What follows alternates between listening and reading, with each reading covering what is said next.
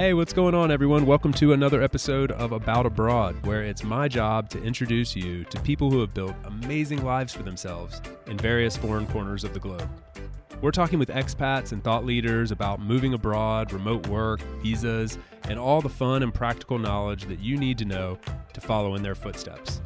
If you've ever dreamed of making a life for yourself overseas, maybe working remotely or embracing long-term travel, retiring or studying abroad, or even just taking a peek inside life beyond your borders, you've landed in the right place.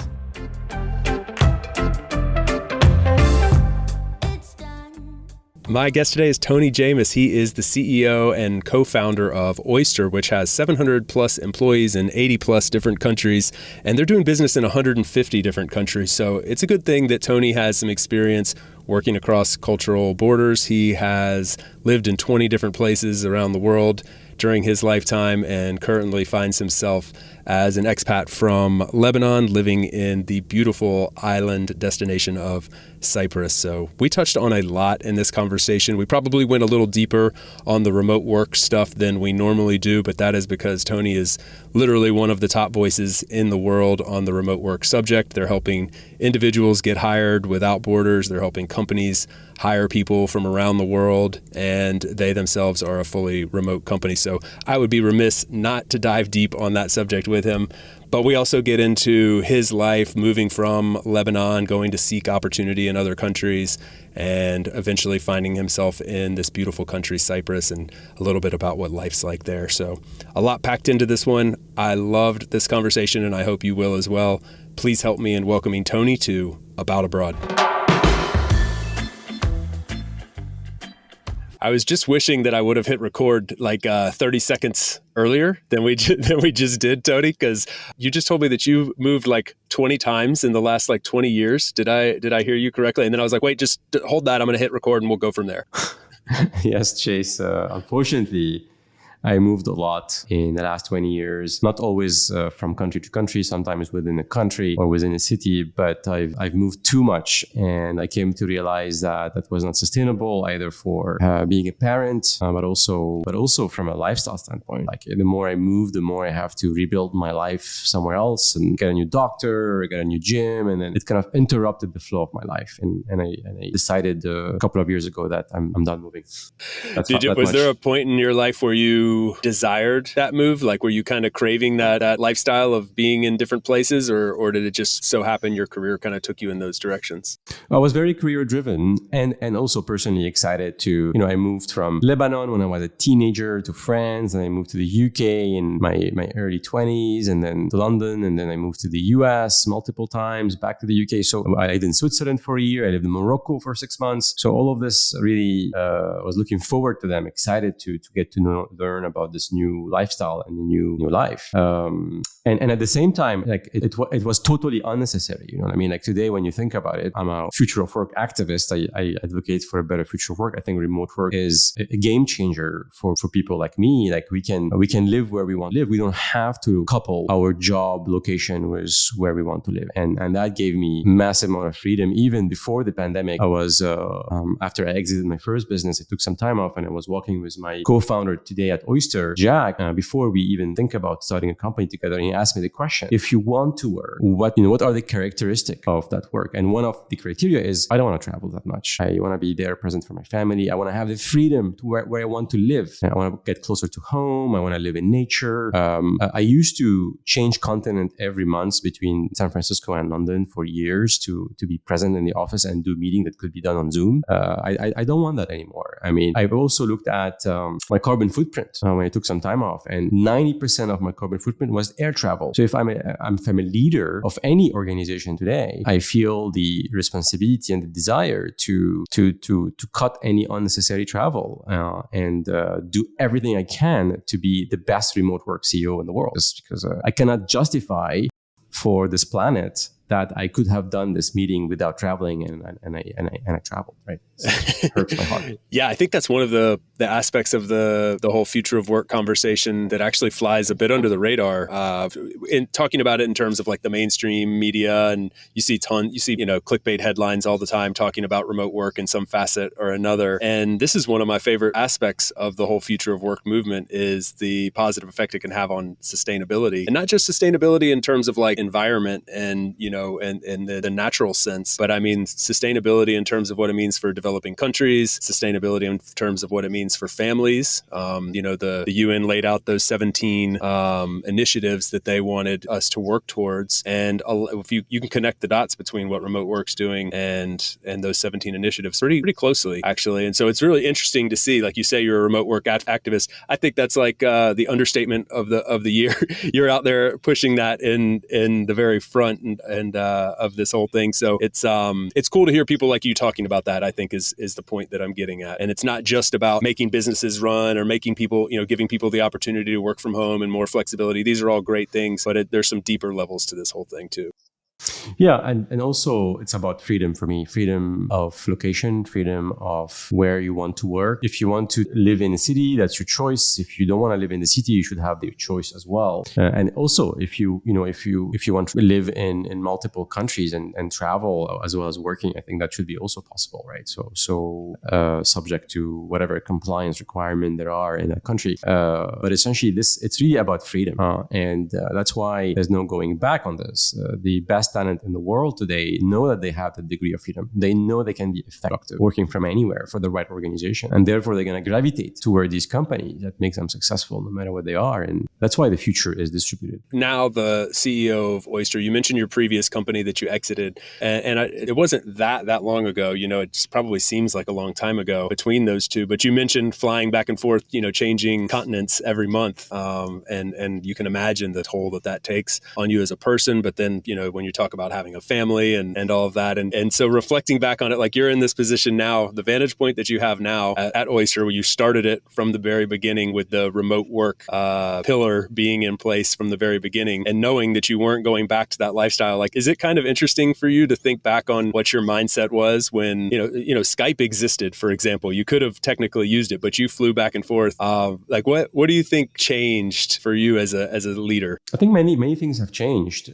One is really having this principle of work should support your life and not the other way around. Like, for me, it started from a selfish point where I needed this freedom to live where I want. I need flexibility to be there for my children when they are small, and be effective and be productive. So that's kind of what change is really this desire to work on my terms. And it turned out that these terms are not only my terms; they are universal terms. Like, everybody wants flexibility. Everyone wants freedom. Everybody wants productive. Everybody wants to cut down all the unnecessary stresses that comes from work.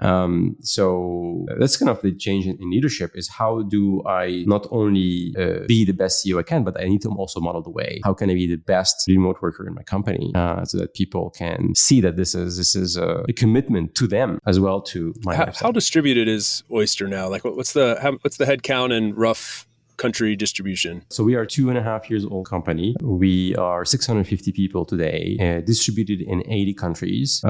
We are gender equal. We're 50% women, 50% men in the business, including on the executive team. We have engagement levels that are in the top quartile of any of our peers, VC-backed companies in our stage. So we're not only we created this highly engaging work environment, we call it workplace, but also we change people's life. Like, we have employees that we hire from all these countries that they used to commute. Give you the story of Christina. She is one of our employees in the Philippines, in Manila. She used to commute 4 hours a day to go to work. She's a mother of 2, and the fact now that she can work on her terms, she can work from home, has totally changed her life. And this is why we do what we do every day. That's why although I'm the CEO of this organization, I have to develop my work style. I have to be modeling the way, because it's a commitment to everybody. Yeah, not only what to is myself. the way? Like I think there's a lot of negative publicity out there about remote work, and my theory on this, I'd be curious to hear what you think, but I think that there was this, massive shift towards distributed work during the pandemic, and a lot of companies just knee-jerk reaction, hey, we got to figure this out. We don't really have a choice. We just got to figure out how to make remote work for now. We'll figure out the details later. And then there was a percentage of them that come around and say, okay, we're gonna make this work. We're not real stoked about it as leaders, but we'll figure it out. And then there's this other subset that's now getting to this point where they're like, hey, this can actually work, and we can make it work optimal for not just for us as leadership, not just for the company, but for our individuals on the ground as well. And we can do this at a really high level, and everyone can win. And the ones that are putting that level of intentionality behind it are really succeeding in showcasing how this thing can be done. So from your standpoint, like what does it mean to do it the right way, and how do you exemplify that as the leader?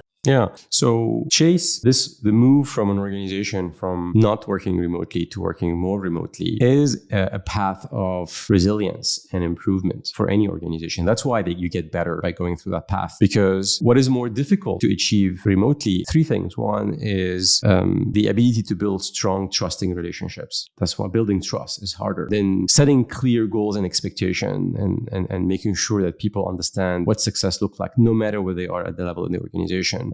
Because you're not measuring presence, right? You're measuring outputs. You have to be very data-driven, more data-driven when it comes to goals and success measurement than in office. And thirdly is you have to be very clear about how you work together. What are the tools and the rules, and train people on this. So essentially, this move from being in office to being remote and distributed forces you as an organization to become better and intentional at building trust. It forces you to be clear about goals and responsibility and how you measure them. And you have to be clear around how do you work together. And guess what? These are the three things that make great companies great companies. So, essentially, yeah, that's why there's no going back on this. Companies that are making these steps forward, and they are making them. There's many companies at Oyster. We help over 1,000 customers. We're adding 150 accounts every month. These are companies that are adopting global hiring and are committing to a better future of work. Yeah, I think that's what's really exciting about this whole thing. And it brings me back to like one of the main reasons I was so excited to get you on the show is because this whole concept of global mobility, like we've talked a lot about what remote work can do on an individual level and a more macroeconomic level, but there's somewhere in between there, which is like allowing someone like Christine, who you just mentioned, to like change her life. And then you have people in developing countries who suddenly have access to like real salaries and get to collaborate with people from around the world. And that sort of raises their ceiling as far as what they believe that they can accomplish. And so I see this time and time again, like with individuals, with whole economies, with ideas being born when you get people from around the world in these virtual workspaces. And I think it just changes the whole dynamic, and it opens up so many opportunities. And global mobility is one of those, right? Like people have the opportunity to choose their new set of circumstances. Where you live used to mean, or where you were born and where you live used to mean a whole lot more than it does now. And you, having moved 20 different times, you fought some of those battles early on before the world was so flat as it is now. But does that part of the whole equation connect with you? Going back to the fact that you're from Lebanon, you've ended up you're just next door now in Cyprus, I believe, which is funny. You circled all the way back, pretty close to home there. But does that part hit home with you? Absolutely. I mean, this is bigger than just a business opportunity. I mean, there's societal, economical impact that our systems make here. Brian Kaplan, the economist from George Mason University, he argues in his book, Open Borders, that if you remove the concept of borders from talent mobility, essentially you can hire anyone anywhere, you can triple the world GDP. And we also know that there are 90 million jobs going unfulfilled in the West. According to BCG, that's 8.5 trillion economic loss. At the same time, you have over 1 billion knowledge workers coming into the workforce in the next 10 years, mostly from emerging economies. I can continue. You have, if you're a remote worker working for a company abroad, you can increase your pay from 50 to 150%. And we've measured that at Oyster. We have a lot of data on people's pay by all these countries that we support, over 150 countries. We employ people in. The disparity between, for the same role, same experience among countries is shrinking for remote workers. So you can imagine, 10 times from now, you get to a world where it doesn't matter where you are when it comes to pay, right? So obviously we're not there yet, and there's a reality, economic reality that is hitting the world right now, and it's going to be, two step forward, one step backward. These changes, they don't happen overnight, but directionally, I'm very excited about. Yeah, touching on that, actually, I read some data about how remote work positively impacts the gender pay gap as well. You just mentioned the 50% balance that you've struck, which is incredible, and definitely something to celebrate, because I think a lot of companies are still lagging behind in that way, and putting some intentionality behind that's awesome. But there's some pretty nice stats out there that show that distributed companies tend to pay their female employees much closer to the exact same amount as their male counterparts. Some by a margin of like 20% difference. And you know why, Chase? I think one of the reasons why I believe is because they look deeply at their compensation philosophies. So you're, again, as a distributed company, you are forced to develop an opinion about how you're going to compensate people in all these countries, and just being forced to ask that question will yield more equitability in pay across countries, gender, across roles. Just by being forced to ask the question makes you a better organization. We've gone through this at Doist. We're much smaller than you guys are. We're about 100 people in 35 countries, and we've gone through 4 rounds of analyzing the way that we pay people and coming out with a new formula, a new way to do this. And we're moving towards. I'd love to know what you guys are doing, but we're moving towards a system where we're just removing location completely. And so I'm personally excited about that, but there's some hurdles to overcome for us. I think especially when you have a system in place for a long time, it's a little bit harder to change it than it is to build it from the ground up. Even if we know what we want, but you've got to fight through those battles. Yeah, for us, actually, we spend a lot of cycles on this, and we're even productizing it as we speak as part of the product experience. But essentially, we've gathered a lot of data because we employ thousands of people in all these countries on behalf of our customers. So we have a lot of data on our own employees as well, and there's third-party data that we get. And then we separated the world into different bands. And what we do is, if you are in, let's say, emerging economy, we use the percentile to pay you more than if you are in an emerging economy. So we close the gap more if you are in an emerging economy than if you are in tier 1 cities in the world, right? So so over time we can play with that dial up or down to continue to close that gap. And this is actually going to be part of the product, where we would guide our customers on what is the fair pay for somebody in that country, for that role, for that experience, and we'll give you ranges to guide you towards a fair pay. I mean, look at this. This is exemplifying exactly what you were saying, like the level of intentionality that has to be placed behind something as quote unquote simple as pay. You're forced to really analyze this and figure out how you can invent a better mousetrap that works for this new way of working. And you've got people in 80 different countries. I mean, there are some people from the outside looking in that would go, I don't even understand how you can. It's like mind-boggling to them even today. And for you, it just rolls off the tongue like it's just such a normal way to work. Do you feel like 2.5 years ago? I mean, it's Oyster, that's still relatively young. Like 2.5 years ago, would you have envisioned where you're at today? So actually, Chase, before I answer that question, we employ people in 150 countries, right, on behalf of our customers in total. So we have even broader exposure to this complex employment world. And to answer your question of expectation, I knew that we are building something very intentional in the way we work and our human centricity. I wasn't, and I was forecasting pretty aggressive growth for our investors, but we get very fortunate that the world has moved faster to remote work than we expected, and that has accelerated our growth probably five times, and that I wasn't expecting. One thing that I think some of us in that space, that was certainly the case for us at Doist. We built Twist before the pandemic and thought that, this is like a 10-year run to people caring about this word that we talk about all the time, asynchronous communication. Nobody's interested in this. And all of a sudden, a couple years later, everybody's talking about asynchronous communication. So certainly expedited things. But I'm glad it's worked out. It's been very fun. I know we spent a good portion of the conversation so far, focused on that. It was inevitable that we would, because I'm fascinated. I love watching what you guys are doing, and I know a lot of the audience is also interested in the whole remote work movement and hearing from you about that. What I want to dive into, because I don't know that you get a chance to do this very often, and I think people are interested. I know I am. I want to kind of look back in Tony's life. You're here here today. You're in Cyprus, and you've landed here after 20 different moves around the world. But you started your journey in Lebanon, and just kind of like walk through like I'm very curious about this because you now work at this intersection of global mobility, hiring remotely. You're living abroad in a country that's trying to attract remote talent, and you do some work on that front as well. So I just kind of want to connect the dots. Eventually, we'll see if we ever get there. But that's where I'm coming from in this line of questioning, I guess.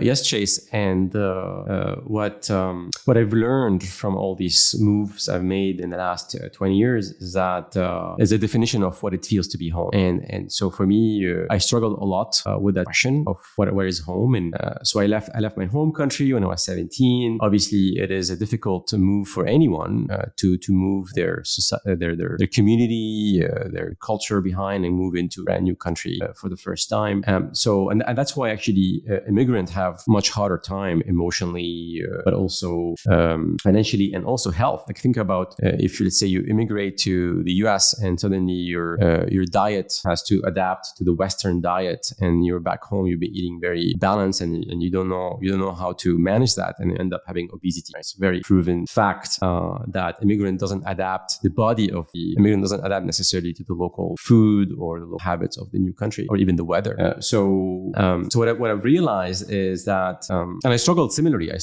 with these issues. Like even when I used to live in London, I used to get these winter depression because I don't have enough light, and I got this device that gives you that light. I put it in front of me, and then I would have that light, and it did not really work. I still had this winter depression, so even mental health is affected. And so what I've realized is, and also I wanted to say is that everywhere I go, and I would not feel home, and I would be looking forward to where I'm going to move next. So it was this emotional process in me that wherever I go, and it was usually cities, I lived in cities for the last 20 years, I would feel disconnected. I would feel not at home. And the more I spend time with nature, the more I realize actually home for me is to be close to nature.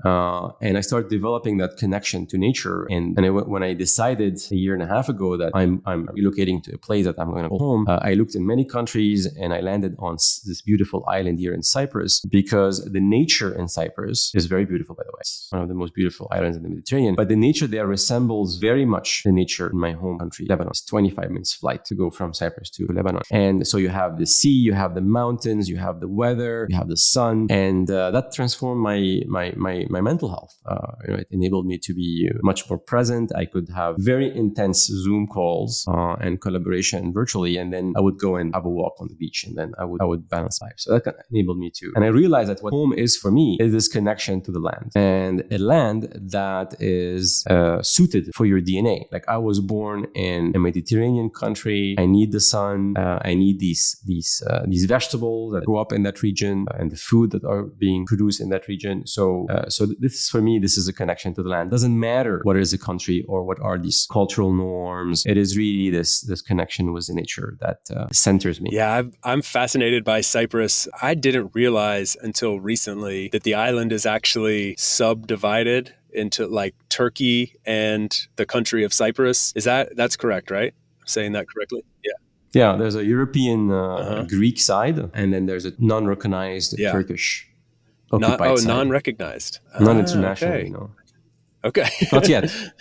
I'm sure Turkey's working on it. Got it. Okay. Well, that's kind of fascinating. And then also I learned that you can go, I mean, it's a relatively small island, and you can go snow skiing, and of course if you're on a Mediterranean island, you can be swimming in the ocean in a matter of, a half an hour or an hour, less than an hour or something like that. This is also accurate. That's accurate. And what I'd like to add is that they don't have a lot of pistes, right? So they have maybe 3 pistes. So it's a very small resort to ski on or to ski in. But if you're 25 minutes from Cyprus, you have Lebanon, and there's like 3 big resorts, and you have the same thing, very close resort from the sea, the mountains. So, next time you think about your ski holiday, think about Lebanon. I'm bypassing Switzerland and going straight to Lebanon next time. And so do you travel back to Lebanon much at this stage? Yeah, now I can do it much more often. I'm there every 2-3 months. I have a place there, and my parents there. So it becomes much easier to go back home. Yeah, but so you left when you were 17, and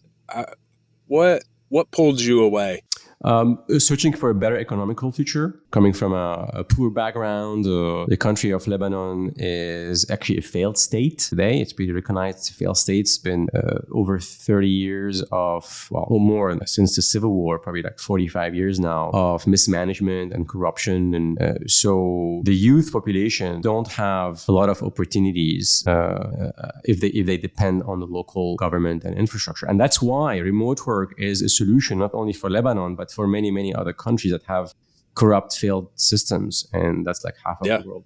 Yeah, exactly. I mean, I wondered, I kind of assumed, I guess, that there was opportunity, but it could have been family, dad took a job somewhere else or something. So I wonder, you and I obviously see that now, what a great impact remote work, a company like Oyster can have on the youth of a country growing up in a place where they don't see domestic opportunity, but they see opportunity online and abroad and not have to leave their family behind and not have to leave everything that they know behind. For some people, they might be comfortable with that. Some people might even crave that. I was kind of one of those people that craved that to get away and to go experience other places. And I was fortunate in that I didn't have to. I won the life lottery in that way, I guess. Like I wasn't forced to. But I see people who have had to overcome those challenges and were forced to go seek opportunity just to have a chance. And I think about them in this time. And Chase, I want you and the audience to also think about all the others that can't even travel. If you are a national of country from like 70% of the world population lives in places where it's very hard to get visas to places like Europe and in the US. So I know in my home country, everybody who could leave have already left. People that are left behind are the people that are not able to leave. They cannot get visas. And also the country is 50% of the country are refugees, Syrian and Palestinian, that also can't travel. So essentially you have 90% of the population is pretty much stuck in a country where there are barely any electricity and no infrastructure and no government. And again, this Lebanon story is not unique to Lebanon. It is the story of every emerging economy was developing political system. To be politically correct, I'm not calling them corrupt. No. Politically developing. We don't want to system. be controversial. No, I totally understand. Does this I don't know. I don't want to put words in your mouth, but I imagine that all the things that you're talking about right now, on the surface, they don't connect directly to the work that you're doing, but just below that surface, it feels like they do. Is that fair to say? They absolutely do. They actually did. So that's why I'm doing this work, because I believe that you don't have to brain drain to be successful. And today, brain drain is responsible for, it's a direct cause of inequality in the world. The 80% of the population lives in emerging economies where their best people have to leave the country for a better future. And suddenly you still have this imbalance of talent among countries. And in 2023, we have an opportunity to make a dent in that inequality through the democratization of work opportunities. Yeah, and where did you go when you were 17? When you left Lebanon, what was the path to Paris? To Paris. I went to Paris, studied computer science for 5 years. I think, I grew up in the U.S., and I also grew up in a very multicultural area in central North Carolina. I didn't grow up in Brooklyn or something like where you'd maybe connect a lot of cultural activity. I grew up in a mid-sized city in North Carolina, and but I grew up in a school system that was just surrounded by people from all over the world. A lot of people that didn't speak English. A very racially diverse and socioeconomically diverse. It was a kind of an interesting place because the school systems are normally set up where a lot of the schools, everybody kind of looks and sounds and seems the same on the surface. But the school system that I was in had kind of been gerrymandered weird. And anyway, I think that served me later in life. But subconsciously, I always kind of looking back on it now, I feel like there was this mindset that all immigrants that wanted to be there, all immigrants that were there wanted to be there. Like they're lucky they made it to the U.S. This is their dream. They're getting the American dream now, and they're all so excited to be here. They're thankful. And I have learned through the years that obviously that is not true. That there is, and I'm not even saying I was explicitly told that. I'm just saying there was this sense I feel. And I meet people from all over the world now. I get to interact with them, and I get to talk to someone like you who was feeling kind of forced and maybe didn't even get there with the strong desire to be in Paris, for example. Maybe you did. I'm just using the example, but I think there's this idea that you have to go to get opportunity. Like you don't have another choice if you want to do anything with your life, is something that I think has been missed by a lot of people that don't have that perspective. Yeah, and you think about philosophically, like why do we have to do this? Like why do we have, like when you're born, you grow up in this world, and then you people tell you have to find a job, and people send you to school where you're getting ready to enter the economical phase of your career or your life, and then why would you want to do that, right? So essentially, if suddenly you wake up to a world you live in where you're in a country where there's no opportunity, well, you're going to feel. I mean, think about how can you feel about this, right? You would feel that life has let you down. So, and you want to escape that letting down feeling, and all of this is totally unnecessary, right? If you think about it, like why we work has to evolve, and has to evolve to be more connected with our purpose and connected with the people we want to work with and care for, and so it is an opportunity to grow personally. All these amazing features of work. If you're under pressure, an immigrant that you have to go because there's no opportunity in your home country, then you're not focused on these things. Yeah, and it opens up the opportunity to think beyond just survival and basic opportunity, right? I mean, look what you were able to do when you got that space. Had you never left, had you never gone to Paris, I'm sure you've thought about it, like what path you would have gone on. Maybe you would have ended up building Oyster eventually. Anyway, but I think it's just when you give like what is the quote that talent is evenly distributed, but opportunity is not, and so when you embrace that and you really think about that, like on the very human level, and the impact that it can have when you unlock that opportunity for everybody, and the innovation that can happen and the connections that can happen, it gets really exciting to think about those network effects. Yeah. And, if you still want to travel, please travel for leisure, travel for family, travel for work if you need to and you want to. There's no problem about that. But you're not forced to immigrate. You're not forced to live where you don't necessarily want to live. You can be anywhere. We'll be right back to the show after a quick break for a note from our sponsor. This episode is brought to you by my good friends over at Greenback Tax. As an American citizen, I'm from one of only 2 countries in the entire world that requires I pay taxes on my global income, regardless of which country I'm actually living in. So when I started my expat journey back in 2015, I knew my tax situation was about to get complicated. Fortunately, I discovered Greenback, and I've never looked back. Greenback is 100% focused on helping U.S. expats with their tax situation, and to date, they've filed almost 50,000 returns for nearly 15,000 happy customers from more than 200 different countries. After 7 years working together, I can say with confidence that they make one of the most painful parts of life abroad an absolute breeze with their automated systems, friendly advisors, and expertise in the very specific niche of U.S. expat taxes. Also, for those of you who may have fallen behind on your taxes and/or you're trying to get ahead of tax season in 2023, Greenback has your back here as well. They can assist with late filings to ensure you don't encounter any problems with the IRS and to make sure you start 2023 off right. Tax season is on the horizon. Learn more about Greenback today by going to greenbacktaxservices.com via the link in the show notes.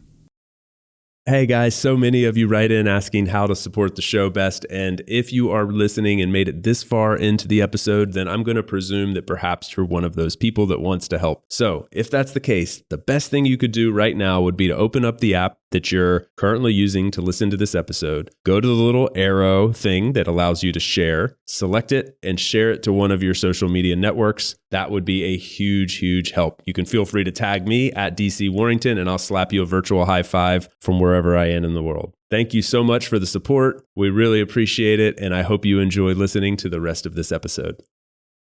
How are you guys handling, if you have people in all these different countries, do you face a lot of different challenges with, I don't know, just on a basic level, like internet speed, in certain places is better than others. As an organization, how do you tackle these things? Yeah, so we do have very advanced onboarding process for our team that we hire, and we do send them whatever equipment they need to be effective, whether it's their hardware, their desks, their webcams, and make sure that they have the internet speed that they need to be effective. And also we try to reduce the amount of live meetings as much as possible. We default to asynchronous collaboration. This is our default mode of collaboration, and works well for many functions. Some functions less, but essentially we're also adjusting that to each team as we fine tuning it to make sure we're effective, especially for teams that are customer facing.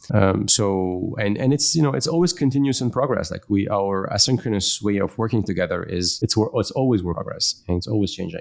And I feel that again, as the CEO and the leader of this organization, that I need to model the way, that I need to always be on the latest techniques of collaboration and communication, and ensure that my team is disciplined in adopting. Yeah, I read at some point, I believe you posted something saying that you don't work mornings, which I think is fine if you're a normal employee. Maybe someone doesn't think that's shocking, but I think the archetype of a CEO at a big tech company is someone that works all day and all night, and that you tactfully take the time to create your mornings is somewhat of an anomaly. So is that correct? And can you expound upon that?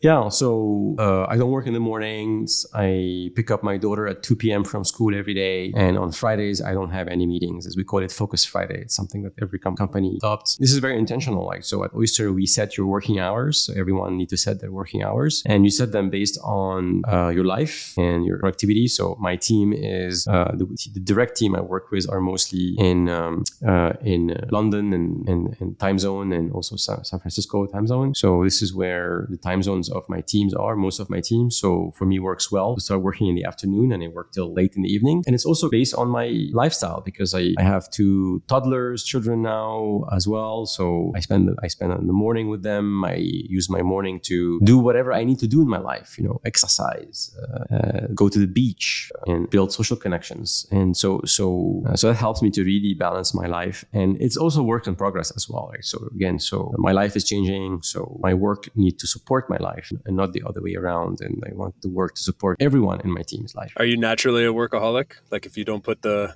restraints on? I am. Unfortunately, I love what I do, and also I have addiction to it. Sometimes it's really a refuge for me sometimes to be working, and I love what I do. Yeah, I think there's there's obviously a balance to strike in everything, and it's become kind of popular to talk about how like not working hard is almost like not working hard has become cool, and therefore sometimes you get demonized if you're one of those people that just has a motor and an addiction to work that it drives you in another way. And I think, of course, we just want to work towards a balance. We want to make sure that people don't feel the pressure to work that way. But at the same time, some people are just wired a certain way, and we need them too. Yeah. And I think here, Chase, what leaders need to do is to be careful about the impact they have on others if they do so. So, for instance, there are periods of my work at Oyster where I have to work more hours. So I have to reach some of these remote work principles that we have. Yet, it's always very specific period. Let's say we're fundraising, for instance, or I make sure that I don't necessarily show up working. If I've scheduled if I want to send emails on the weekend, I schedule them to be sent on Monday. So people don't feel that they have to do this. And so be sensitive to the impact you have on others. So for instance, when somebody Slack me, I don't respond right away unless it's urgent. Sometimes I respond a week later, and I want to model the way that I don't expect you to be always on, and don't expect me to be always on unless it's urgent. Yeah, especially like the impact that can have, throughout the organization, but on like newish hires, I think is huge. I know a friend of mine who works at what you would define as like a successful fintech startup. They're completely remote, or at least trying to be. And the CEO works 24 hours a day. He like almost doesn't sleep. He's on Sundays firing off emails and messages. And he claims you don't have to work on the weekends and you don't have to work late nights. He's like, this is just how I'm doing it. But the guy my friend, who's on the ground, it's like, well, I can't help. I start working on Sunday. I'm getting emails from the CEO on Sundays. What am I supposed to do? And so I think being conscious of that impact is just such a great step for leaders to be mindful of. The ripple effects of their actions they just make bigger waves, and it's good to be conscious of it. Yeah, you have to start by do no harm as principle 0, right? And that's a lot of work just to be mindful of the impact you have on the organization. We talked about the not always on culture, but it's also like, I think for me, what's important is how do you create this sense of psychological safety? They come to work and they have this image of the leader or the CEO as this fearful individual, has power and influence. And that's true in many cases. And at the same time, you want people not to be afraid of you. How are you going to build trust if people are reacting to their fear, to working with you? And so it becomes really a goal to create zero fear. What needs to happen that you have this psychological safety in the organization? Start from the top. Are there any leaders, like other business leaders or just leaders in general, that you kind of tend to learn from or have taken notes from in this regard? Look, I was very fortunate in my career to have like leadership coaches. I had a leadership coach in my last business, and he continues to help me from time to time. And we've inspired from many other leaders and put many of them in practice. But I think that like the biggest source of learning for me is really it's an inner work as an individual. Like how do I respond to bad news? How can I be more present? How can I feel the stress and anxiety, but not let it impact the way I react at work? How can I be conscious about things I say and I do, and be more mindful of the impact on others and on the business, right? So this is, for me, it's an inner work. It's like a work of self-awareness and it's a personal development work. And this is what I learned most of in the last few years. This has been the biggest source of learning for me is how do I react and why do I react and how can I not react or respond differently. Yeah, that inner work is vital.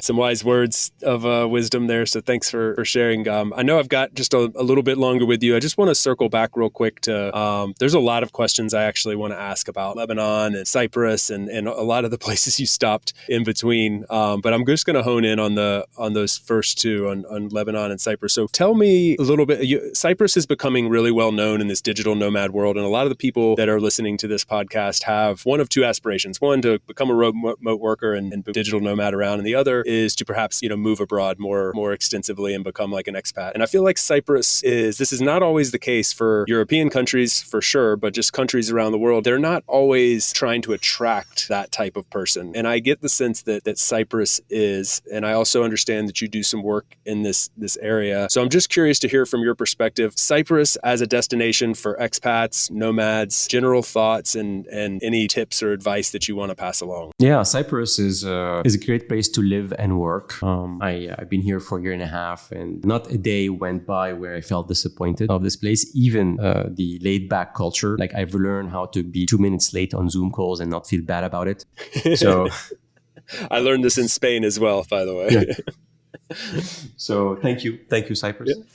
So it's a great place to be because nature is abundant. It's not a very highly populated place, even in cities. It is cheaper than the European average, the EU average. It's an English-speaking country, so you can do everything in English because it was an ex-British colony. And at the same time, the government is highly motivated to diversify their economy away from tourism. 50% of their economy is tourism, and they see the technology sector as a way forward. One strategy they have. So they're attracting a lot of technology talent, digital nomads. So they have immigration facilitation. So they help you with your immigration process. They have a digital nomad visa. They have preferred tax rates. Also, they attract you with your with more favorable tax rates on your income. They already have no capital gain tax. So this is pretty attractive from a tax standpoint if you want to optimize your income. And you're still living in a European country, right? So you benefit from European country infrastructure. The roads are not bad, especially if you like driving in the mountains, it's curvy roads. And you have very high speed internet. I have fiber here. I live 150 meters from the beach. I have fiber in kind of the end of the island near National Park. So you have 5G network. 5G speed is mind-blowing. And you have 2 airports in the country. I mean, it's a small country. There's 1 million people in the whole island. Is that right? Okay, so 1 million people. You got 2 airports, technically 2 countries. the capital city, I think, is like divided part Greek, part Turkish. And so, I mean, yeah, this is the wild thing about a place like Cyprus that, when you compare it to something like a Caribbean island, for example, what the whole island's going to look like in the Caribbean. But in a place like Malta was a little bit this way, but I think in a place like Cyprus, you really have this fusion of different cultures, backgrounds. You have different landscapes with mountains and ocean and history and food. And I mean, it's a lot of diversity and packed into a small place. You're right there. You're, like you said, you're 25-minute flight to Lebanon, but you're in the European Union.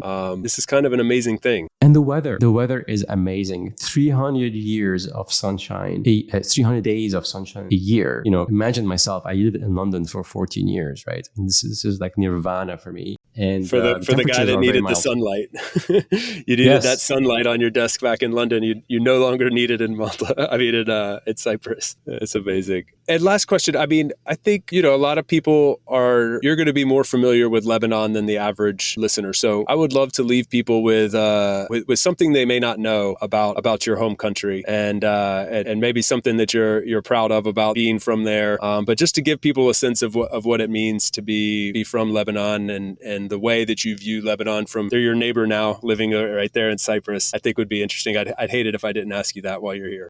Yeah, something I've learned recently about Lebanon, a fun fact is that our national animal is the striped hyenas. And I think I've never saw any of that alive. Apparently, that's what Wikipedia is saying. And so that's a fun fact. And look, Lebanon it has a beautiful nature similar to Cyprus, especially as you go up in the mountains.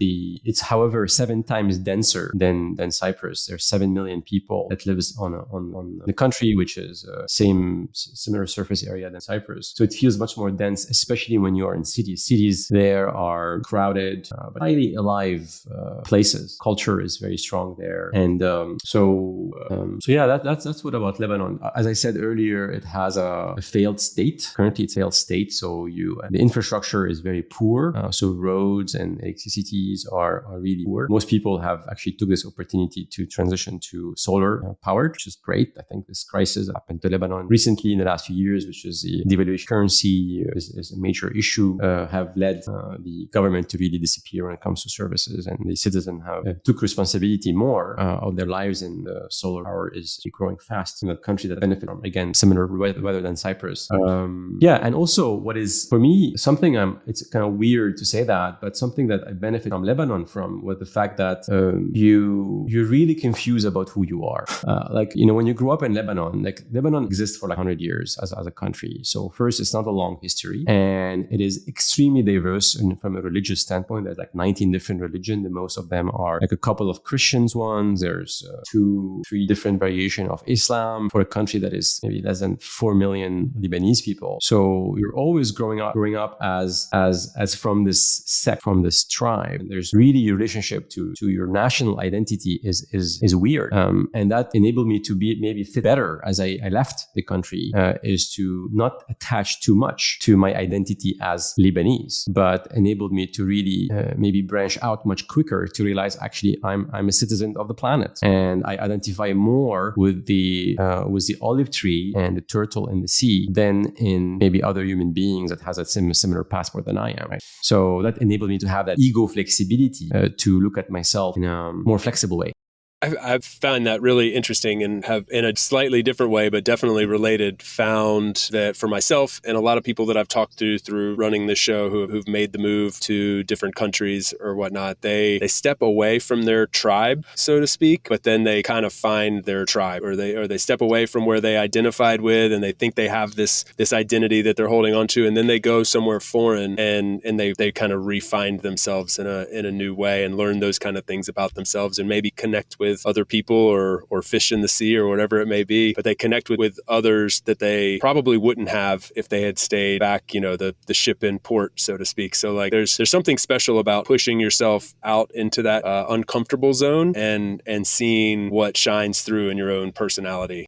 Yeah, especially if you want to lead people from all over the world. You have to quickly unlearn all the biases and the filters that you had growing up, being identified as from country X. So the faster you unlearn that and you identify these biases, the more you are on your track to be this leader of the diverse team. It creates you become an inclusive leader, and the world needs more of that. You need more this ability of leaders to step out of what they thought the world looked like. Yeah, I think it's a real skill set that's going to become extremely valuable. It sounds like you agree. I talk to all these nomad families, people who have moved around the world with their kids, or maybe they tend to change countries every few years, and so their kids are getting all this exposure to other kids from other parts of the world, and they're getting exposure to different school systems and learning different languages and such. And I think what a valuable set of skills that's going to be in 20 years when they're 30 years old and maybe leading a team of their own, to have that empathy to be able to connect with someone across a cultural border that they may not otherwise even see exists, or be able to understand a different accent or speak a different language or whatever it may be. I mean, these are going to become very valuable in this new way of working, I think. And for me, that's really exciting. I get pretty excited about that.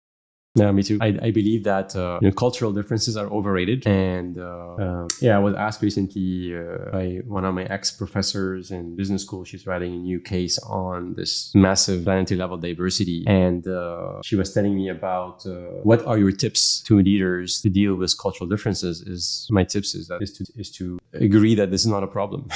Yeah. Let go. Let go. That idea that it is something in the way of collaboration and connection. Yeah. That's it. Have you ever read the book, The Culture Map, by any chance? No. By Aaron Myers. I bet you would love it. It's one of my favorites, and it actually really helped me in working at Duos, just seeing some things. The message is very similar to what you're saying. It's almost like, don't overvalue the cultural differences. Like maybe there's a little difference here or there, but more than likely you can find some common ground, even if things seem a little bit different. And here's why things might seem a little different. And people that grow up in Denmark versus someone that grows up in Argentina, and how they might approach the same problem. But it was really fun to dive into. And shift your attention of what's in common instead of shifting your attention to what's different.